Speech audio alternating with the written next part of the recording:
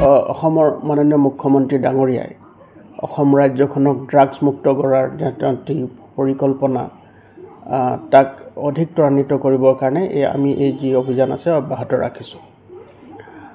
আৰু যোৱাকালি আমি এটা বিশেষ সূত্ৰৰ পম খেদি গভীৰ নিশা আমি এটা অভিযান চলাইছিলোঁ আৰু পুৱতি নিশা আমি এখন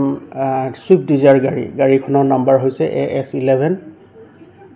S7550। এই ছুইফ্ট ডিজায়াৰখন আমি ইয়াতে আমি গাড়ীখনক ইণ্টাৰচেপ্ট কৰোঁ আৰু যেতিয়া আমি গাড়ীখন ৰখাবলৈ চেষ্টা কৰোঁ তেতিয়া এজন পুলিচ কৰ্মীক আঘাত কৰি তেওঁ পলাই যাবলৈ গাড়ীখন চেষ্টা কৰে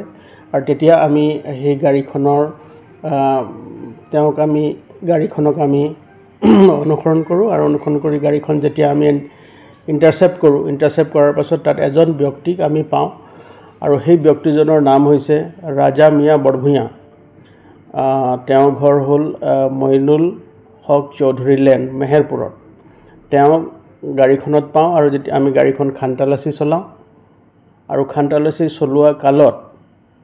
386 গ্ৰাম হিৰইন আৰু 38টা চাবোন বাকচত আছিলে আৰু 60,000 ইয়াভা টেবলেটছ আমি সেই গাড়ীখনৰ পৰা জব্দ কৰিবলৈ সক্ষম হওঁ। আৰু তাৰ পিছতে আমি সেইখিনিক পৰীক্ষা কৰোঁ আৰু তাত যিটো আমাৰ ড্ৰাগ ডিটেকশ্যন কিট আছে তাৰ জৰিয়তে আমি পৰীক্ষণ কৰোঁ আৰু পৰীক্ষণৰ পালত আমি এটা পজিটিভ যেতিয়া আমি তাৰ ৰিপ্লাই পালোঁ তাৰ পাছত আমি গোটেই সামগ্ৰীখিনি আইনগতভাৱে আমি জব্দ কৰোঁ আৰু তাৰ লগতে যিজন ব্যক্তি আছে সেই ব্যক্তিজনকো আমি গ্ৰেপ্তাৰ কৰোঁ। আৰু গোটেই প্ৰক্ৰিয়াত আমি দেখা গৈছে যে এজন ব্যক্তি সেইখন গাড়ীত আছিলে আৰু সেই মানুহজন ইতিমধ্যে আন্ধাৰ আৰু ৰাতিৰ ভিতৰুৱা অঞ্চলত তেওঁ পলাই যাবলৈ সক্ষম হৈছে, কিন্তু আমাৰ সেই মানুহজনৰ বিৰুদ্ধেও আমাৰ অভিযান অব্যাহত আছে আৰু আমি আশা কৰিছোঁ যে শীঘ্ৰে এদিন দুদিনৰ ভিতৰতে সেই মানুহজনক আমি ধৰিবলৈ সক্ষম হ'ম। আৰু এই যিখিনি সামগ্ৰী আমি জব্দ কৰিলোঁ গোটেই সামগ্ৰীখিনিৰ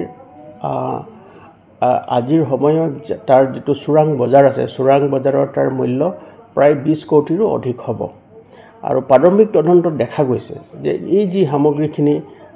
ইয়াত অবৈধভাৱে সৰবৰাহকাৰীয়ে লৈ আহিছিল এই সামগ্ৰীখিনি চুবুৰীয়া ৰাজ্যৰ